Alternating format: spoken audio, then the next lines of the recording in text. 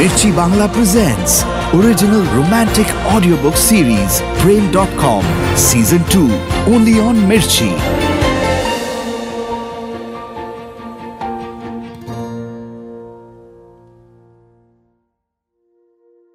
Mirchi Bangla presents original romantic audiobook series Prem.com Season 2.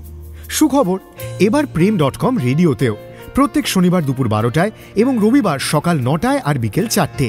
আর হ্যাঁ, আপনিও এবার নিজের লেখা গল্প পাঠাতে পারেন টিম Prem.com-কে। 2500 শব্দের মধ্যে ওয়ার্ড ডকুমেন্টে আপনার লেখা গল্প মেইল করুন আমাদের। সাথে নিজের নাম, ঠিকানা আর ফোন নাম্বার লিখতে ভুলবেন না কিন্তু। মেইল আইডি হলো prem.com@gmail.com।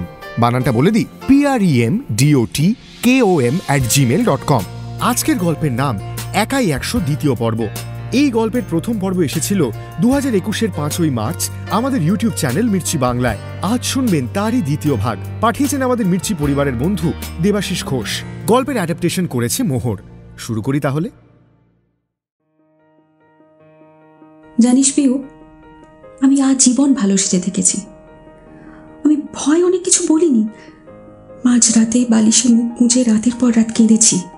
আবার ব্যাগ গুছিয়ে কাজে এসেছি। মা বাবার চক্ষু লজ্জার জন্য আমি নিজেকে কেন সাজিয়ে রাখবো বলবি? আজ থেকে 1 মাস আগে যখন তলপেটের যন্ত্রণা নিয়ে গেলাম, তখন ডক্টর মুখার্জি আমার ইউএসজি করে বললেন যে আমার ওভারিজের সাইজ ছোট। আমি কোনোদিন এই ডিপার্টমেন্টে পেশেন্ট হিসেবে আসতে পারবো না। আর আমি কিনা সেই কবে থেকে কুচি কাচার নাম ঠিক করে বসে আছি। জানিস পিউ, আমি না অনেকবার ভেবেছি অন্য অফিসে, অন্য কোথাও, অন্য কাজ করব, তারপর মা বাবাকে জানাবো। কিন্তু বাচ্চাদের গলার আওয়াজ, পেশেন্টের বাড়ির লোকের উৎকণ্ঠা, আনন্দ, টেনশন, সবটার একটা নেশা ধরে গেছে আমার। গত 1 মাসে আমি এগুলোর জন্যই এসেছি কাজে, এই বাচ্চাগুলোর মাঝে থাকবো বলে। তাই আজকে যখন শুনলাম স্নেহা বাচ্চাটা চায় না, তখন মনে হলো যে আর না, আমি এগোবো। আমি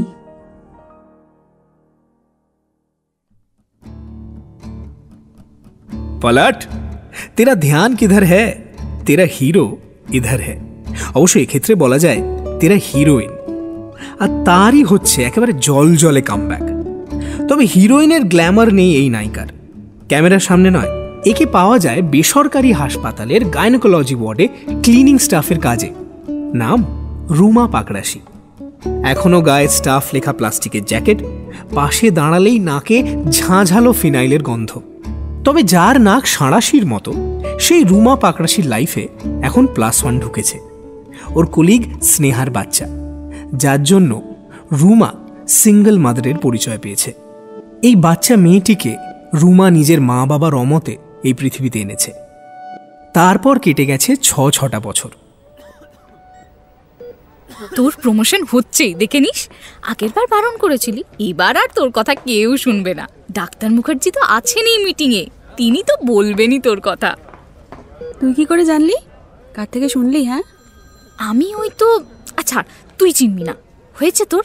একই জায়গায় কতবার পরিষ্কার করবি বলতো? চল, ডাকছেন স্যার সবাইকে ওই বড় ঘরটায়। হ্যাঁ আসছি বাবা, আসছি। আর পিউ শোন, এই যে আমি ডাক্তার মুখার্জিকে বারণ করেছিলাম আমার আলাদা করে প্রমোশন না দিতে, সেটা আর কাউকে বলিসনি তো? উফ না রে বাবা, কাউকে বলিনি। কিন্তু এটা তুই নিজেও জানিস যে ডাক্তার মুখার্জি যদি সাহায্য না করতেন, তাহলে তুই ঈশানীকে মানুষ করতে পারতিস না। তাই আমার মনে হয় তোর স্যারের কথা শোনা উচিত ছিল। ধুত, আমার যোগ্যতার বাইরে গিয়ে আমাকে কেউ সাহায্য করবে, সেটা আমি হজম করতে পারবো না। আর শোন, আমার যদি প্রমোশন হয়ে যেত, তাহলে তোর কি হতো? তুই এই যে রাত দিন আমার সাথে বকবক করে যাচ্ছিস, এটা কার সাথে করতিস? কেন? তোর মায়ের সাথে করতাম। আমি না থাকলে তুই পারতিস নিজে নিজে কাকু কাকিমাকে বলতে যে মা, আমি না বিয়ে করতে পারবো না, কারণ আমার মা হওয়ার ক্ষমতা নেই, তাই পাত্রপক্ষ বারবার রিজেক্ট করছে। কিন্তু আমার মা হওয়ার খুব ইচ্ছে, আমাদের কলিগের স্নেহার আবর্ষণটা, তাই আমি আটকাচ্ছি মা, ওর বাচ্চাটা আমি নেব। পারতিস বলতে। শোন, আমাকে হেলা ফেলা ভাবিস না রে, আমি চাইলে নতুন বন্ধু জুটিয়ে নিতেও পারতাম। আচ্ছা বাবা, আচ্ছা, আমার বলা ভুল হয়েছে। এখন আবার কি? মা, কি হলো? এই আমি পারবো না, তুই একে নিয়ে যা তোর কাছে। কি হলো? হ্যালো মা, চিৎকার করছো কেন? আর বলিস না, আলতা শিশি হাতে পেয়েছে, গোটা গায়ে মেখে বসে আছে। আমি পুজো করছিলাম, উঠে এসে দেখি এই কাণ্ড। ভালো লাগে বল? আচ্ছা আচ্ছা ঠিক আছে ঠিক আছে, তুমি শান্ত হও আগে। আচ্ছা, ওর গাটা মুছিয়ে দিয়েছো? আগে গামছা দিয়ে ওর গাটা মুছিয়ে দাও, কাঁচের শিশি সামলে কিন্তু। হ্যাঁ, তুমি তো জানোই এখন একটু এরকম করবে। আমি দেখি আজকে যদি বাড়ি ফেরার পথে ওকে নিয়ে পিউদের বাড়িতে রাখতে পারি, কাল থেকে তাহলে ওখানেই রাখবো। আহা, আমি কি সে কথা বললাম? আশেপাশের লোকজনের ফালতু ঝামেলা কত সহ্য করেছি বলতো আগে, আর এই দস্যুটাকে সামলাতে পারবো না আমি? ঠিক আছে, রাখ এখন। ইডলি কি করছো? পড়ে যাবে তো। কি হলো আজকে? আর আজকে কি নাম দিয়েছে কাকিমা পুচকেকে? ও লেগেই আছে কিছু না কিছু নাম। এখন তো দেখলাম বলছে ইডলি। এটাই চলছে কাল থেকে, মনে হচ্ছে এটাই পার্মানেন্ট। করিডোর ছেড়ে এগিয়ে যায় পিউ আর রুমা। আজ সকাল থেকে হসপিটালে একেবারে সাজো সাজো রব, চারিদিকে খুব ব্যস্ততা। তার মধ্যে রুমার ওপর আজ অনেক দায়িত্ব। গত সপ্তাহ থেকেই প্রত্যেক ডিপার্টমেন্টই মুখিয়ে আছে আজকের এই দিনটার জন্য। আজ ওদের এই হাসপাতাল একটি বিশ্বজোড়া খ্যাতনামা হসপিটালের সঙ্গে মার্জ করতে চলেছে। এর সাথেই বলা হয়েছে যে কিছু কর্মচারীদের কাজের দায়িত্বও পাল্টাবে। পিউয়ের মতো একদল কর্মচারী ভাবছে প্রমোশনের কথা, কিন্তু রুমার চিন্তা হচ্ছে, মানে এই অবস্থায় যদি ওর চাকরিটা চলে যায়, কি করবে রুমা? ঈশানীকে নিয়ে কোথায় দাঁড়াবে? কি যে করব, একবার কথা বলবো ডাক্তার মুখার্জির সাথে আজকে। মানে যদি উনি এখনো আমার একটা আলাদা করে ব্যবস্থা করে দেন।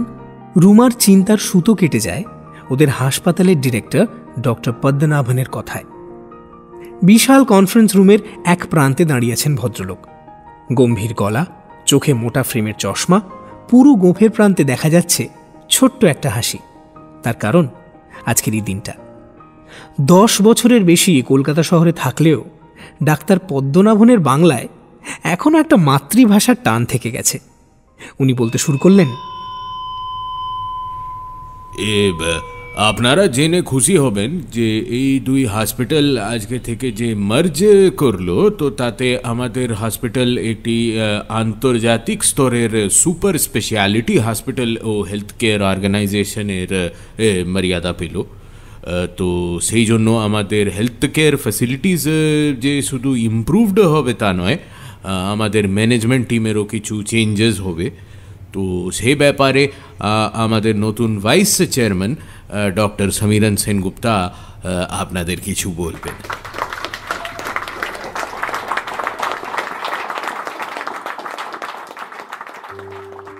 রুমার কপালে আবার ভাঁজ পড়ে।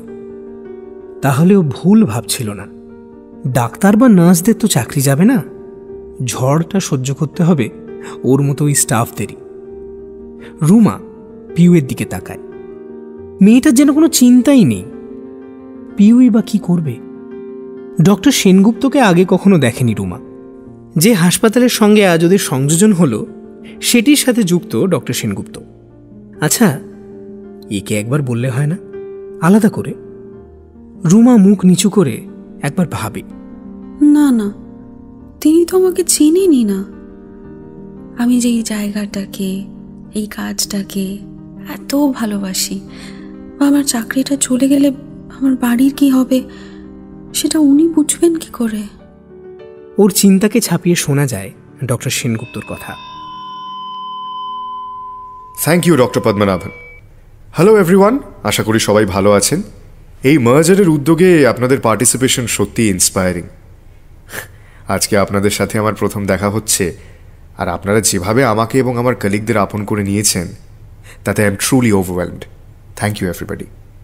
আপনাদের এইটুকু বলে আশ্বস্ত করতে চাই যে আপনাদের সকলকে নিয়েই আমরা এই সুপার স্পেশালিটি হসপিটাল চালাবো এবং আন্তর্জাতিক মানের পর্যায়ে নিয়ে যাব।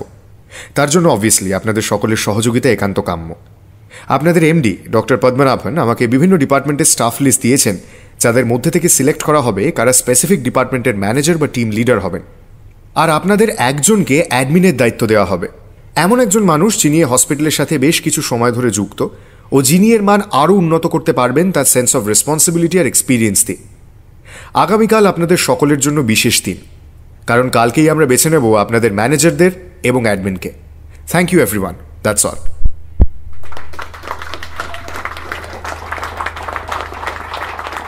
এই এই দেখলি তুই, শেষের কথাগুলো ডাক্তার সেনগুপ্ত কিন্তু তোর দিকে তাকিয়েই বলছিলেন। আমি বলছি দেখিস তোর প্রমোশন পাক্কা পাক্কা। কালকে যদি না খাইয়েছিস না আমাকে, দেখ কি করি। পিউ, থামবি তুই? অবশ্য তুই আমাকে চাইলেও এই নিয়ে ভাবাতে পারবি না। আমার এরকম স্বাভাবিক ভালো খবর সহ্য হয় না, জানিসই তো। চোরে ঘাস খাওয়া আমার অভ্যেস, আর তুই কিনা আমাকে পাত পেড়ে ভাত খাওয়ার লোভ দেখাচ্ছিস। হ্যাঁ চল চল, আমি এগোলাম। হ্যাঁ, শুনলি তো মায়ের ফোন কলটা?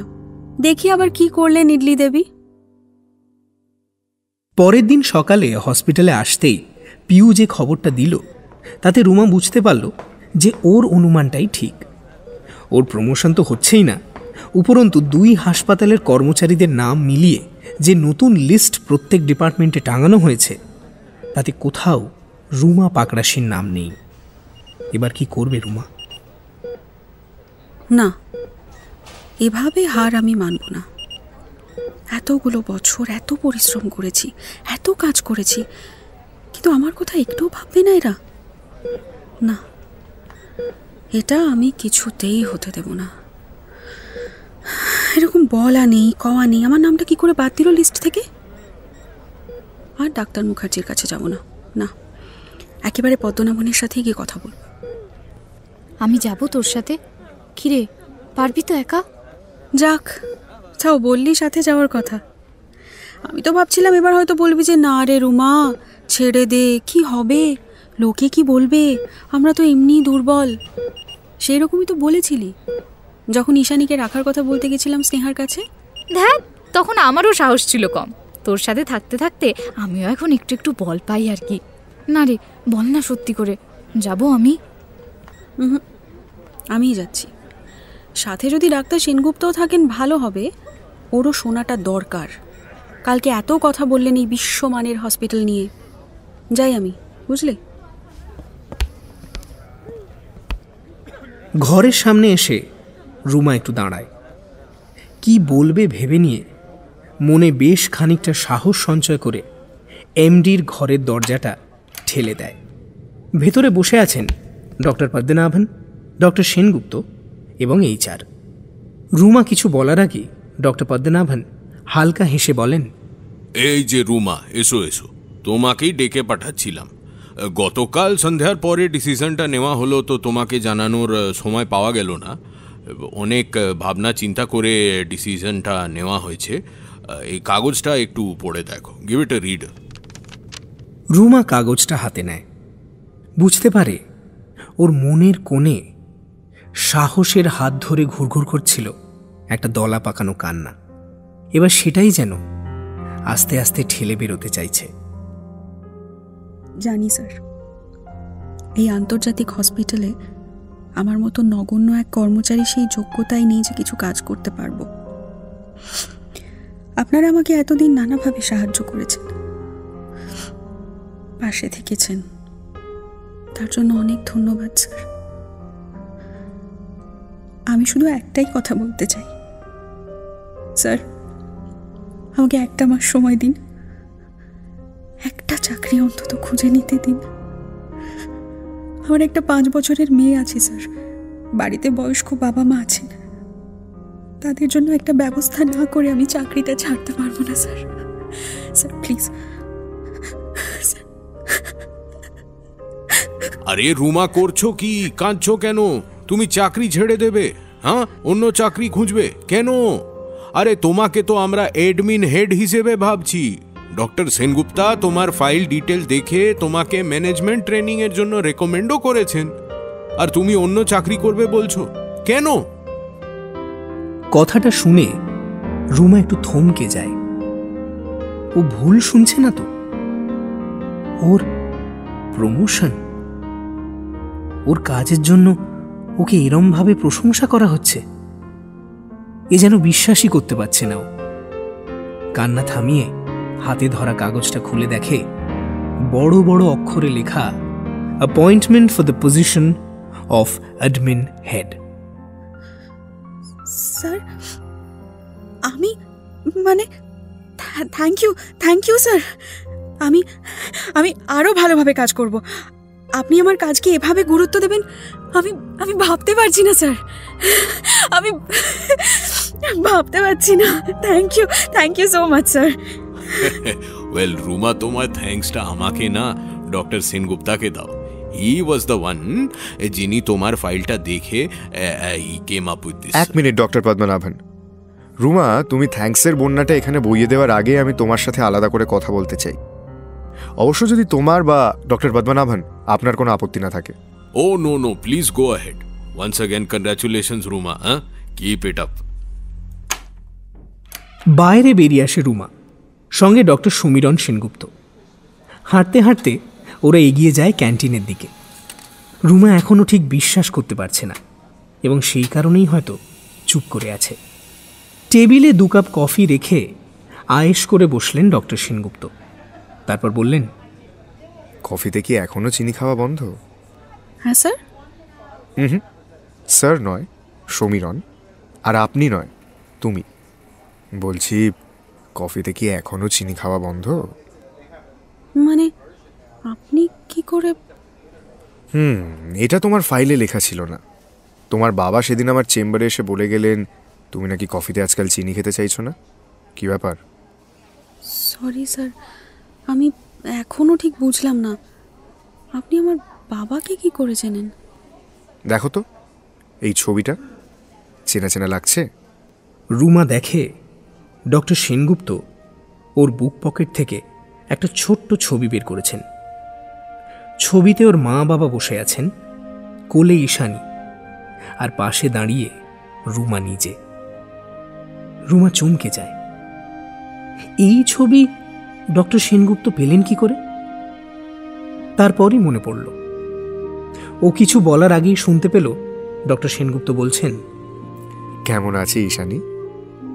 যার জন্য এত কিছু করছো, আর যে কারণে 6 বছর আগে আমাকে রিজেক্ট করেছিলে, তার খবর আমি রাখতেই পারি, কি বলো? রুমা তাকিয়ে থাকে ডক্টর সেনগুপ্তর দিকে। এবার মনে পড়েছে, ডক্টর সমীরণ সেনগুপ্ত। সেই 6 বছর আগে বাবা একদিন বলেছিলেন যে একটি পাত্রপক্ষ তাকে দেখতে আসবে। ছেলেটি বিলেত ফেরত ডাক্তার এবং কলকাতায় একটি হসপিটাল তৈরি করছে। ছবি দেখে বেশ পছন্দ হয়েছিল রুমার, কিন্তু সেই সময় মা হতে না পারার কষ্ট ওকে কুড়ে কুড়ে খাচ্ছিল। তাই না দেখেই পাত্রপক্ষকে রুমা বারণ করে দেয়। তারপর জীবনে ঈশানী আসে। ঈশানী আসার পরেও বাবা নানা জায়গায় যোগাযোগ করেছেন রুমার বিয়ের জন্য, কিন্তু খানিকটা রুমার অনিচ্ছে আর অনেকটা বাচ্চা সমেত মেয়েকে বাড়ির বউ করব না এই ধারণার জন্য কিছুই আর এগোয়নি। ও হ্যাঁ হ্যাঁ হ্যাঁ, মনে পড়েছে এবার। আপনি যোগাযোগ করেছিলেন, কিন্তু আমি তখন একটা অন্য মানসিক অবস্থায় ছিলাম। বারবার পাত্রপক্ষের রিজেকশন পেতে পেতে নিজেকেই দোষী ভাবতাম, যে আমারই দোষ যে আমি মা হতে পারবো না, তাই আর এগোইনি। কিন্তু ঈশানীর কারণে আমি আপনাকে রিজেক্ট করিনি। কারণ ঈশানী আমার জীবনে আসার পরে যদি আপনি যোগাযোগ করতেন, আমি বা আমার বাবা মা সত্যি ইন্টারেস্টেড হতাম। আপনি বোধহয় সেটা করেননি। তাই আজকের এই অবস্থার জন্য ঈশানীকে দোষী ঠাওরাবেন না প্লিজ। না না, একদমই নয়। আমি যোগাযোগ করেছিলাম, তোমার বাবাকেও জানিয়েছিলাম, কিন্তু উনি আমাকে এসে বলেছিলেন যে তুমি ইন্টারেস্টেড নও, ঈশানীর দিকে ফোকাস করতে চাও। তাই আর তোমাকে আমি বিরক্ত করিনি। কিন্তু তোমার সাহস, মনের জোর আর ইচ্ছেকে আমি ভুলতে পারিনি রুমা। রুমা বাইরের দিকে তাকায়। হ্যাঁ, একটা সময় এসেছিল বটে, যখন পাড়ার লোকজন, আত্মীয়, পাত্রপক্ষরা সবাই বলেছিল, পাকড়াশিদা মেয়ে কি করেছে দেখেছেন? বিয়ের আগেই অন্যের বাচ্চা দত্তক।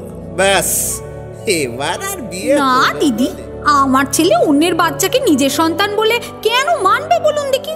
কোথা থেকে কিভাবে ঘটিয়েছে ঘটনাটা মেয়ে, সেটাকে খোঁজ নি। এতটাই একঘেয়ে আর জঘন্য লাগতো এই পরিবেশটা যে রুমা একটা সময়ের পর বাবাকে বারণ করে দিয়েছিল পাত্রপক্ষের সঙ্গে যোগাযোগ করতে। ডক্টর সেনগুপ্ত সেই সময়ই যোগাযোগ করার চেষ্টা করেছিলেন, আর যথারীতি রুমার থেকে কোনো উত্তর পাননি।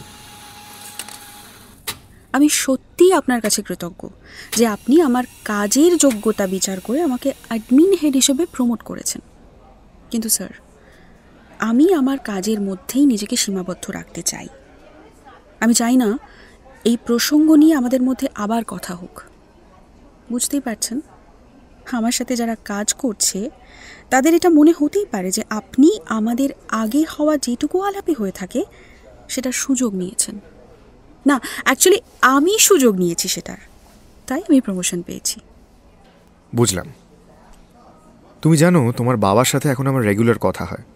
মানে ঘটনাচক্রে উনিই আমার চেম্বারে আসেন, তারপর ওর পদবি দেখে ওকে দেখে তোমার কথা ওঠে।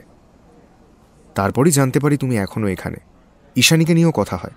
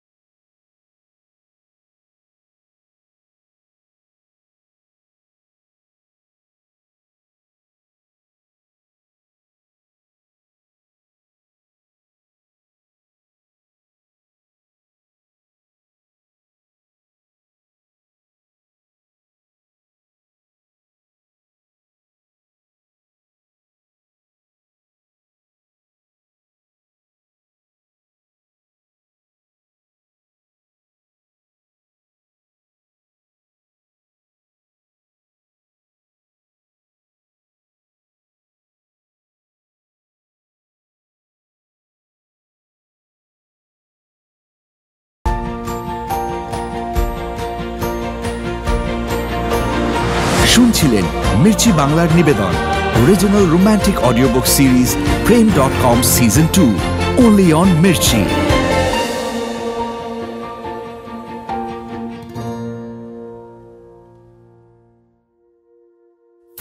Mirchi Bangla presents original romantic audio book series প্রেম.com সিজন 2-তে আজকে শুনলেন একাই 100 দ্বিতীয় পর্ব। এই লেখাটি পাঠিয়েছেন আমাদের মির্চি পরিবারের বন্ধু দেবাশিস ঘোষ। রুমা পাকরাশির চরিত্রে গোধূলি, ডক্টর পদ্মনাভনের ভূমিকায় দীপ, পিউর চরিত্রে দেবস্মিতা, রুমার মায়ের ভূমিকায় শ্রী, জনৈক আত্মীয়ের চরিত্রে পুষ্পল এবং শ্রী। সাউন্ড ডিজাইন করেছে সায়ক। ক্রিয়েটিভ আর পাবলিসিটির দায়িত্বে অল্টো। গল্পের অ্যাডাপ্টেশন এবং পর্ব পরিচালনায় মোহর। গল্পের কথক, বিশেষ তত্ত্বাবধান এবং সমগ্র পরিচালনা সমক। ডক্টর সমীরণ সেনগুপ্তর ভূমিকায় এবং গল্পের সূত্রধার আমি অগ্নি। সুখবর, এবার প্রেম.com রেডিওতেও প্রত্যেক শনিবার দুপুর 12টায় এবং রবিবার সকাল 9টায় আর বিকেল 4টে। আর হ্যাঁ, আপনিও এবার নিজের লেখা গল্প পাঠাতে পারেন টিম প্রেম.com-কে।